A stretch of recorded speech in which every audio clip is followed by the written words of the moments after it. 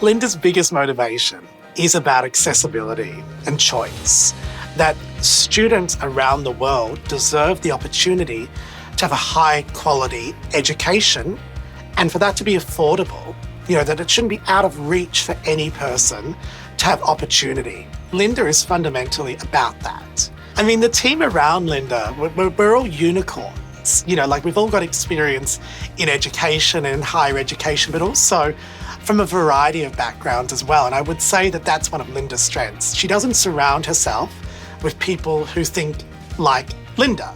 She actually surrounds herself with a really diverse tapestry of experience, opinion, industry connection, community connection, people who think outside the box and are bringing creative energy, people who are highly rigorous in terms of the facts, the numbers. And it's this tapestry that surrounds Linda that is ultimately about the success of Torrens. So, I think one of Linda's strengths is that she realises it's not just the Linda Brown show, it's about everybody who is surrounding her. And Linda builds great teams.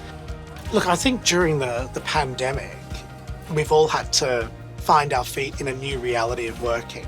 And the thing that Linda probably doesn't know is that we had a truth-telling conversation about 3 months into the pandemic around, from her perspective, what I needed to focus on to be a better leader in the organisation. And that conversation could not have come at a tougher and more important time personally. And that conversation changed my whole approach to work and my whole approach to my relationship. I'm a better leader. I'm running a better team. I'm making a better contribution to the organisation. But my home life is in a better way as well. I probably can't thank her enough because without that, I don't know where we would have landed as a family. And I don't know where I would have landed as a young executive. Okay, let's do it.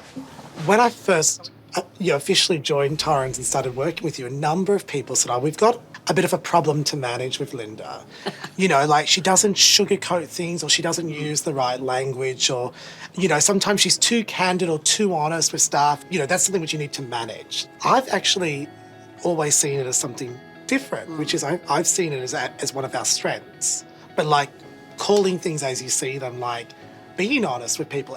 And to be honest, it's sometimes hard to work with you because, you do hold me to account in terms of actually that's not what we're aiming for, or we've got to lift our game here. Where does that come from in you? I think it actually comes from a good place, not a bad place. I have incredibly high standards, but I think for me, I want everybody to be the best they can be, So for me, I think everybody has a right to go home at night and say, God, I did a good job today, or actually I didn't do a good job today, and know what the expectation is. So I think conversation and candour and courageous conversations, we call them, is critical if you're building something that you don't have a model for. You're creating the model. Nobody's the smartest person in the room. We've all got so much more to learn and do. And I loved also when you went makeup free. What was that tell me about that again. There's moments in life that become triggers for you. And I was doing a Zoom, and one of our staff members was on the Zoom, and she was all made up, and she was had her suit on, and she didn't realise that there was a mirror behind her. And when I looked at the mirror, I could see 4 people hiding down in the corner behind her because she was doing a Zoom with her boss, and she was doing it on top of an ironing board. And then I suddenly realised people are under enough pressure without thinking they have to put their lippy on to talk to me. So it actually came out of the US as well, because I've got an amazing group of mentors and supporters, and we made it authentically you. And we put pictures up on I think it was LinkedIn, and mine's had straw in my hair from coming up from feeding the cows and the horse, and just saying, this is who we are. You know what I mean? Don't put yourself under any other pressure. And it went viral, and it was fantastic. It took so much pressure off of everybody. A standout moment. Who gets to build a brand new university? It's mental. And people trusting you to build a team and bring in people who really, our team's amazing. Everybody's really diverse. Everybody's super smart, It would have been so much easier just to bring in people that looked like you, sounded like you, did what you said. So for me, the standout moment is really our first graduation. You know what I mean? These people trusted us. They came to a brand new university with no reputation and spent their money, and it takes a village, as we know, for a lot of these international students. To see them walking across the stage, that was a standout moment. That was stunning. The standout moments for me have always been the impact on the individual, the impact on the staff member, the impact on the company, the impact on the economy. $2.6 billion we've put back into Australia without a cent from the government. So for me, those are really the standout moments. A good orchestra needs a conductor, and man, you conduct really well. You know how to hold rhythm, you know how to tell us when the horn section isn't tuned. Yeah. But you also know when to say we've been playing this tune for long enough, or it's now time to go outside and play, or whatever. But I mean, like, the personal stuff, like, is ditto for me. Like, the trust is 100%. But also, I love that we're able to start to weave a story together that's global. Absolutely. You know, I mean, God only knows where this journey will end. Never ends. That's the story.